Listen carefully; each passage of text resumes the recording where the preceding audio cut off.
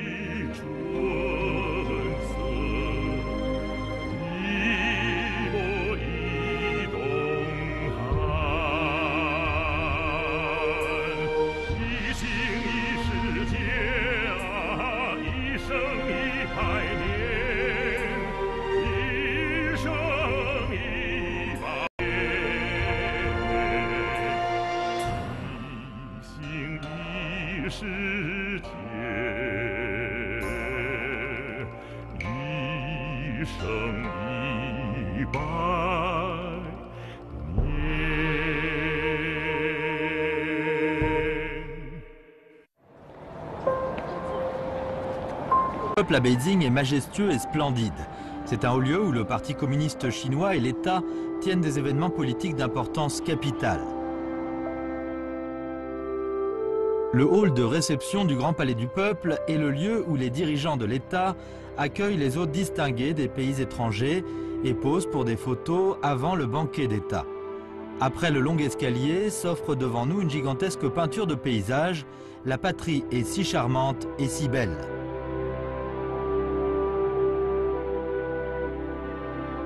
Cette énorme peinture de 9 mètres de large sur 5,5 mètres de haut, pour un total de 50 mètres carrés, a pour modèle littéraire le poème de Mao Zedong, La neige, sur l'air de Xinyuanchun. Elle dépeint les paysages somptueux de la patrie à l'intérieur et l'extérieur de la Grande Muraille, en amont et en aval du Yangtze, et durant les 4 saisons. Elle est l'unique œuvre picturale dédicacée par Mao Zedong en personne, et aussi la plus grande peinture au lavis réalisée jusqu'à ce jour dans l'histoire de la Chine. Achevée en 1959, à la veille du 10e anniversaire de la fondation de la République populaire, revêtant une signification politique particulière et répondant à des impératifs artistiques spécifiques, ce tableau de paysage sans précédent fut réalisé par Fu Baoshi et le peintre Guan Shaiyue, de 8 ans plus jeune que lui. Cette année-là, Fu Baoshi avait 55 ans. Ce que ces photos montrent sont les scènes de Fu Baoshi quand il réalisa La patrie est si charmante et si belle. Selon les souvenirs ultérieurs de Guan Shaiyue, en tant que tâche politique importante, un délai très court pour cette œuvre leur fut imposé, ce qui accrut encore la pression sur eux. Mais Fu Baoshi quittait souvent discrètement les lieux et revenait peu de temps après également discrètement. Au début, Guan ne comprenait pas la raison de ces allées et venues. Un demi-siècle a passé. Aujourd'hui, quand les touristes prennent ici des photos souvenirs lors de leur visite au Grand Palais, on peut toujours entendre cette présentation. Cette peinture, La patrie est si charmante et si belle, dégage un parfum d'eau de vie. Guan Shaiyue apprendra plus tard que si Fu quittait souvent les lieux à l'époque, c'était pour aller boire de l'alcool en cachette, puis revenir travailler d'arrache-pied. Le parfum d'eau de vie pénétra ainsi dans la peinture.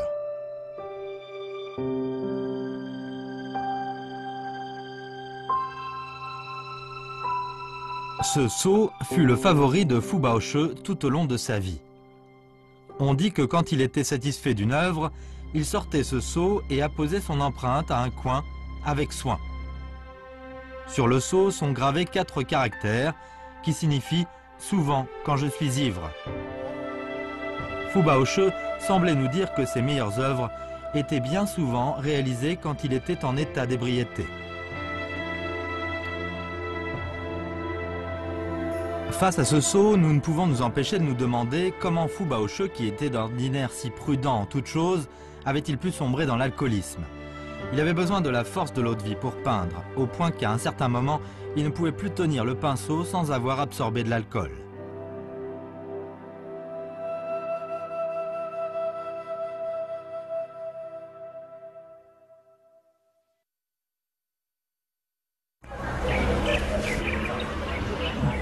Cette villa, au 132 rue Hankro Silu à Nanjing, fut la dernière demeure de Fu Baoshi. Il n'y résida que moins de 2 ans.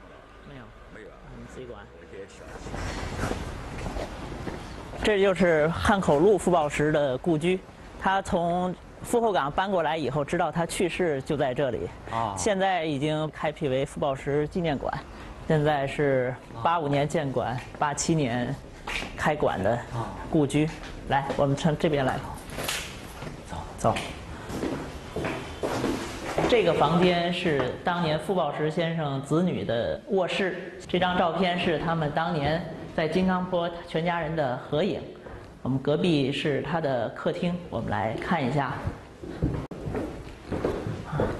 这个客厅是按照当年的原貌来复制的，它的上面的对联是傅抱石先生生前最喜欢的一副对联，它是清代西陵八家黄奕的手书，上联是左臂观图，右臂观史，下联是无酒学佛，有酒学仙。这个特别符合傅抱石先生作画的一种心境和状态。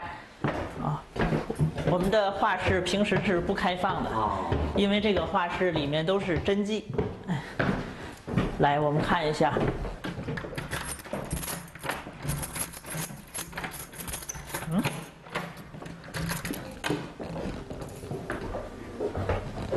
这就是傅抱石先生的画室。大家来看，这个是傅抱石先生当年作画时候还留下的墨迹。好，你看他这个笔，傅抱石先生最善于用那个山马毛。大家来看傅抱石先生的这个收藏，这是仅仅是一部分。他喜欢陶器啊，这是唐代的瓷器。对，这还有铜。跟他同时代画家相比，他已经是很简朴的。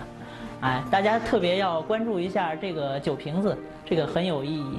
当年他画江山如此多娇的时候，一个酒瓶子，非常能保留到今天，非常珍贵。Dans l'étalage ancien, au studio, est exposée à côté des antiquités une bouteille à eau de vie, dont l'emballage a un peu jauni. On peut imaginer que l'alcool faisait partie de sa vie durant ses derniers jours de création. Quant à la façon dont le père absorbait l'eau de vie, ses enfants ont aujourd'hui encore la mémoire fraîche. 他有时候早上起来就是一杯酒，那个酒没有菜。我妈妈说他最多能喝到1斤半呢，都不会醉。正常情况下，喝4两酒，这最起码了。你要给他4两酒，有4两酒，他就可以安稳的干一件事，写篇文章，吃一顿饭，画一张画啊。À partir de quand Fu Baoshi eut-il besoin de recourir à l'eau de vie pour accompagner sa vie de tous les jours et aussi dans sa création artistique?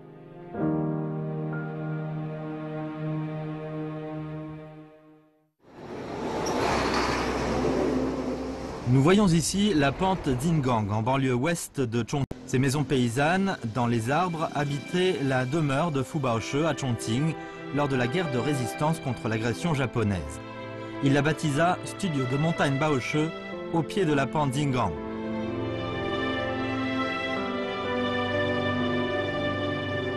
Cette année-là, sa femme, sa belle-mère et ses 3 jeunes enfants l'avaient suivi dans son exil à Chongqing. L'entretien de ces 7 bouches reposait sur l'unique et maigre salaire de Fu Baoshi. De ce fait, il fut contraint d'assumer des postes de professeur en parallèle dans plusieurs écoles comme l'Université centrale, l'École nationale professionnelle d'art, etc. Sur fond de guerre, la sécurité des siens, la fatigue au travail et les difficultés dans la vie quotidienne, tout cela pesait lourdement sur ses épaules. Il sentit pour la première fois de sa vie le poids écrasant des responsabilités alors qu'il n'avait que 36 ans. 我到四川，当时才3岁。我父亲呢，在四川呢一共前后8年了。这个呢，最前面2年是完全忙乱中，在忙乱中生活。Pendant que Fu Baoshi ne pouvait se défouler de son amertume intérieure accumulée, une cave d'eau de vie du propriétaire de l'habitation changea le cours de sa vie. 那个地方呢有个地主，他呢就常常会把当地的土酒拿来给我爸爸喝。他把土酒埋在，所以我爸爸呢后来常常会叫我哥哥他们去拿个瓶子到那儿去吊，就打那个酒。所以后来就酒量就喝出来了。他在跟香港一个朋友写信的时候就谈到了，我就因为抗战战乱，就到去重庆，就那个抗战期间，因为生活很穷很潦倒，他就为了解闷解除我的郁闷的，于是就天天喝酒，就以后不能够离开一天都不能离开一顿，就谈到这件事。 Foubaocheux, issu d'une famille pauvre et d'ordinaire prudent en toutes choses, n'aurait sans doute jamais pensé qu'un jour le calvaire de la vie courante le ferait sombrer dans l'alcoolisme. Il n'aurait jamais pu imaginer que peu après, cette eau de vie, à la faculté anesthésiante et qui peut faire perdre la maîtrise de soi à l'homme, aurait pour résultat de transformer radicalement son art, qui se présenterait dans un état tout nouveau.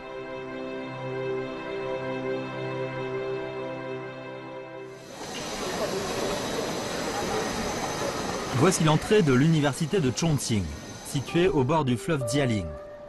La pente des pins dans le campus était l'ancien site de l'université centrale d'État, délocalisée à Chongqing, à l'ouest, lors de la guerre de résistance. En août 1939, Foubaocheux, qui avait démissionné de la 3e direction, travaillait ici en tant qu'enseignant.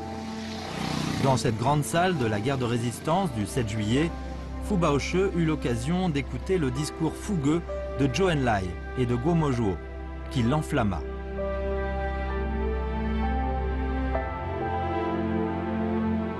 À l'époque, Foubaocheux courait presque tous les jours entre ces différents endroits. Tôt le matin, il allait donner des cours à l'université centrale en empruntant à pied un long sentier de montagne totalisant 7,5 km. Puis, il se précipitait vers le port et prenait le ferry pour aller donner des cours à l'ENPA, situé sur l'autre rive. Le soir, par le même chemin, il rentrait chez lui à la Panzingang. Et ce long parcours, il le fit pendant 7 ans.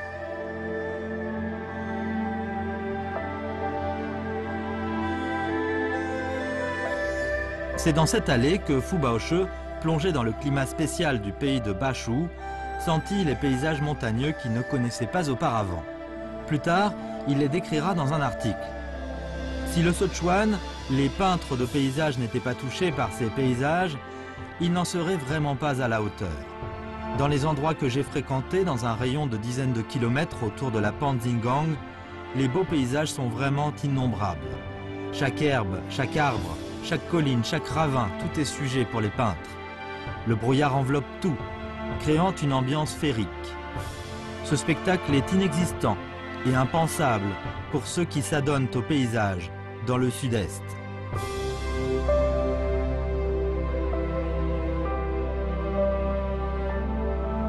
Progressivement, ces paysages fantastiques inexistants dans le sud-est semblaient être dotés d'une force magique qui déclenchait sans cesse des émotions chez Foubaocheux, si bien qu'il avait envie, malgré lui, de peindre et d'exprimer ses sentiments à l'aide de son pinceau. 这个福宝师是非常聪明的，他也是很敦厚、很豪气的人，是一个才子型的人，但是他不是张扬的一个人。不要忘了，他在一方图章上那刻几千个字，微雕。从他的微雕，从他小字看出来，他是一个拘谨的人，并不是像放得开的人。Foubaocheux, malgré son enfance passée dans le ghetto, avait hérité du caractère héroïque de sa mère. Mais ses études théoriques des beaux-arts et sa pratique de la gravure pendant une dizaine d'années font qu'il devint un homme raisonnable et réservé. Quand la raison dominait l'héroïsme et l'empêchait de s'exprimer dans l'art, l'alcool lui permettait de noyer sa mélancolie. Elle devint ainsi ce catalyseur propre à le faire se dépasser lui-même. 我认为是他个性的需要。他如果不喝点酒，可能放不开，所以他要喝一点酒，才能使自己兴奋起来，然后他写意的时候能放得开一点。Aussi, un soir d'automne de 1941, profitant de la faible lueur venue du toit, après quelques verres d'eau-de-vie, l'artiste ne put s'empêcher d'étaler un papier et de peindre. Probablement dans un état de semi-ébriété, ne se souciant plus des règles de la maîtrise du pinceau traditionnel, il défit la pointe du pinceau pour frôler rapidement le papier suène du côté des poils et humecter des points d'encre qui se développèrent. Ainsi naquit la peinture dite de la Panzingang à Chongqing. C'est à partir de cette œuvre que Fu découvrit une méthode sans précédent pour dépeindre les paysages du Sichuan. Cette technique d'expression prendra plus tard le nom du maître, Bao Shi, pour tous les artistes de la Chine.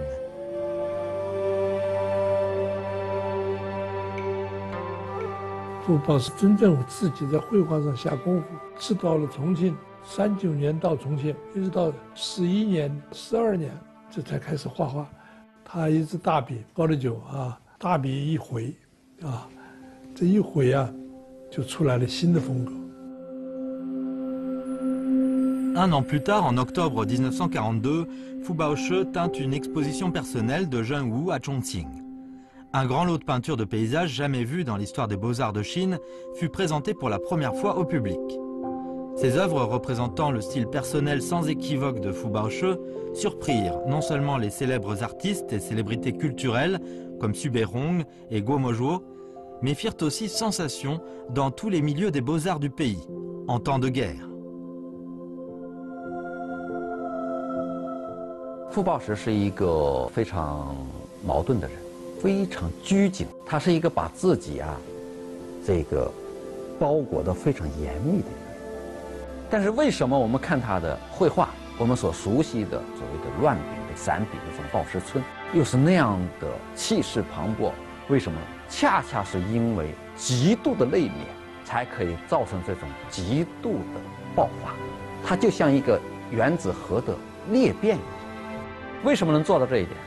我觉得就是一种抗日战争、民族危亡的大背景和中华民族奋起抗争出现的一种文化自觉、文化自信和文化自强的这样一种大背景。你看傅抱石的所有的线条，风驰电掣、天风海雨，整个这一种风格在当时候的重庆一下子引起那么多的人的共鸣。 得到大家的喜爱，一个傅抱石等于是一夜之间被大家所接受和认可。为什么？因为大家整个民族需要这样一次原子裂变，需要这样一次精神上头的自信、自强。 Alors, dans quel état d'ébriété exactement furent-elles réalisées, ces œuvres souvent achevées quand il était saoul? Quel rôle subtil l'alcool joua-t-il concrètement dans sa création? Toutes ces interrogations restent aujourd'hui sans réponse. 我们一定要明白，一挥而就只是形容词，创作是一件非常严肃的事情，这都是有意而为之的，用心良苦。真正不会是最后那喝醉了不会画画的。所以抱石先生画画呢，从他的放，从他的收，是有度的。 有章法的，真正喝醉了，我认为已经不在这个绘画状态了。但是这个酒喝了一点以后，在微醺状态的时候是非常好的。画是喝了酒再画的但他喝酒喝到什么程度呢？这他自己掌握了就是说喝到精神是提上来了，但是神志还要明确，还要很清醒还要能够考虑艺术上的问题、画面上的问题。 Selon sa fille, Fu Yao, boire de l'alcool permettait à son père de parvenir à un état d'hyperactivité. 我爸爸有个特点，这个呢和别的人喝酒不一样，别人喝酒以后马上就会松散下来，而且是越喝越糊涂。而我爸爸喝酒画画，他的气象是非常的这个蓬勃，但是他的神情是越来越凝练。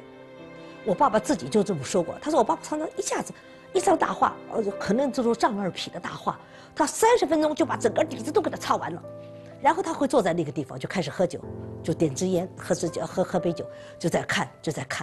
他说这个时候他能把所有的东西都看见。这句话是我爸爸说的，我绝对没有错一个字。他说我告诉你，画画其实要加，会加才叫会画。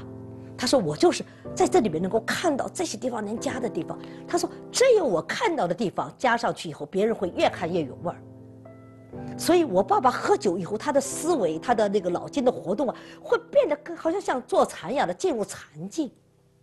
我觉得这是我们见过第2个这种喝。C'est à partir de cette époque que Fu Baoshi fut surnommé buveur immortel. Quant à l'état dans lequel ce buveur peignait, était-il sous ou pas, personne ne le savait, à part lui-même.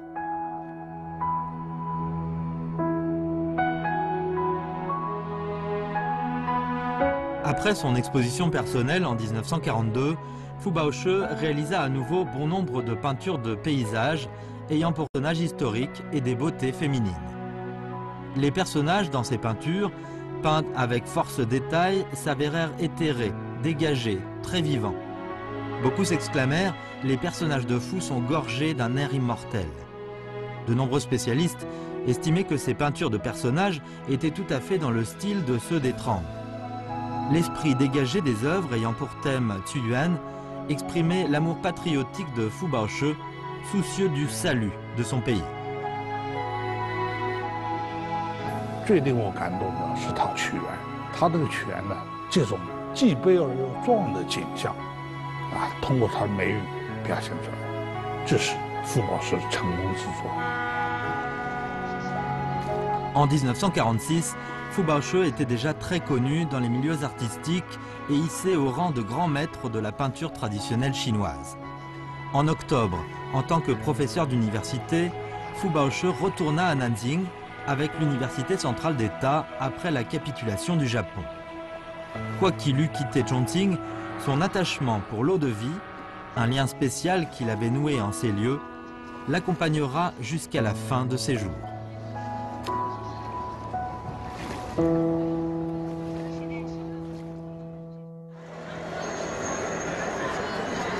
Voici une place située au 353 rue Nanjing-Donglu à Shanghai.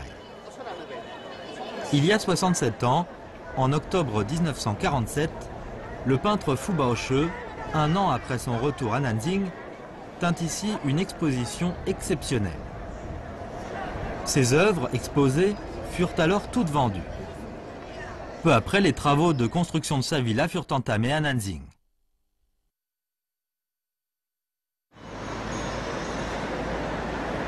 Ce beau bâtiment à étages, au 6 Fuhogang, dans l'arrondissement de Xuanwu à Nanjing, est la demeure que Fu fit construire en 1948. Contre ses attentes, avant que les travaux ne fussent achevés, la société chinoise connut à nouveau de profonds bouleversements.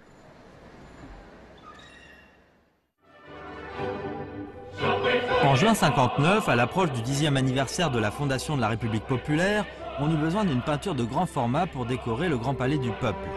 Sur recommandation du président de l'Académie des sciences de Chine, Guo Mozuo, le Premier ministre Zhou Enlai ordonna en personne de faire venir Fu Baoshi à Beijing pour peindre avec son confrère du Guangdong, Guan Shanyue, cette importante peinture appelée à devenir un symbole de l'État. Afin qu'ils puissent s'adonner corps et âme à la création, Zhou Enlai se pencha personnellement sur la vie de Fu et de Guan. 那么在画的过程当中呢，最大的一个问题没有准备酒，没有酒它画不好啊。周总理知道这个我父亲这个习惯这个脾气，于是我就决定下指示，每天每个人要给一瓶茅台给他们。至于关生不要喝酒，那就给喝酒的Fu Baoshi一个人包吧那么这对父亲来讲是个好事，很高兴Pour accomplir sa mission, Fu Baoshi ne ménagea aucun effort. Il modifia non seulement à plusieurs reprises l'épreuve, mais confectionna aussi des pinceaux spéciaux à cet effet. Durant la réalisation, les gros pinceaux et les brosses utilisées étaient dotés d'un manche de plus d'1 mètre de long. Les cuvettes émaillées utilisées pour composer les couleurs étaient très grandes, et il y en avait 5.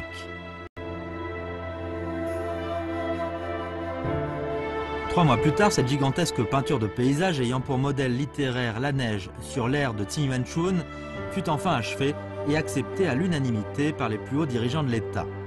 Mao Zedong calligraphia en personne la dédicace « La patrie est si charmante et si belle ».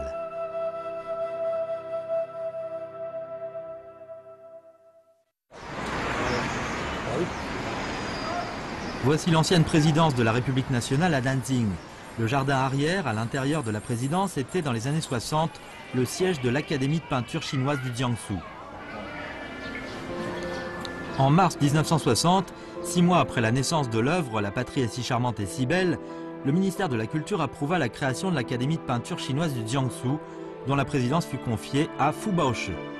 Dès lors, il quitta l'université pour devenir peintre professionnel et chef politique chargé du travail artistique de la Chine nouvelle. Cette année-là, il avait 56 ans.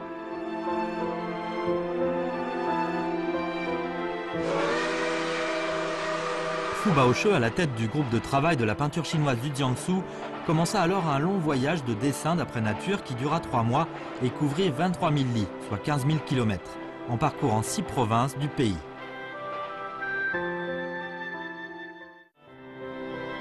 Aujourd'hui, on peut encore voir les œuvres que Fu Baoshi a réalisées lors de son voyage de peinture d'après nature de 23 000 li. À l'époque, ces œuvres portèrent le mouvement de rénovation de la peinture traditionnelle chinoise à une nouvelle hauteur historique. Dès lors, la nouvelle école de peinture de Zinling, avec à sa tête Fu Baoshi, commença à se faire un nom dans les milieux des beaux-arts en Chine.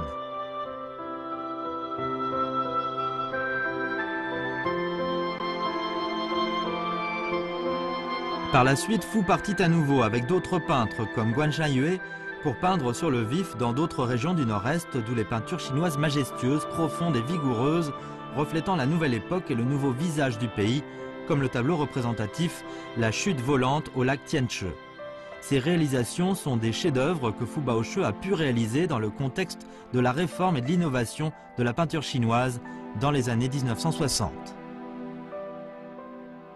我觉得包氏先生最大的贡献就是为中国画证明，是为古老的传统的中国画面对新的社会、新的需要，杀开了一条血路，获得了永久的新生。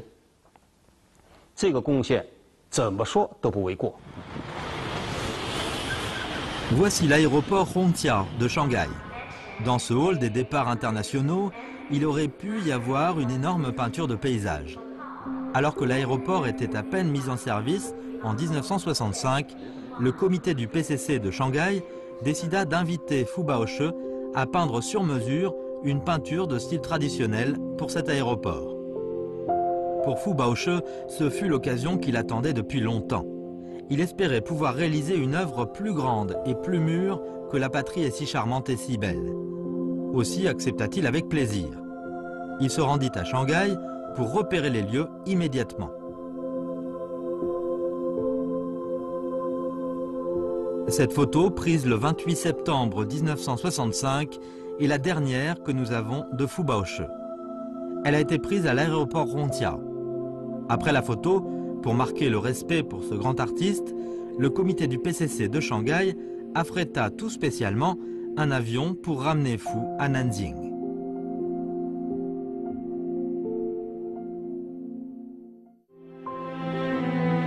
La nuit même de son retour chez lui, Fu Baoshi, sous l'emprise de la colle absorbée, se mit à concevoir et entamer l'ébauche de la peinture dans son studio. Il était très excité, jusque très tard dans la nuit.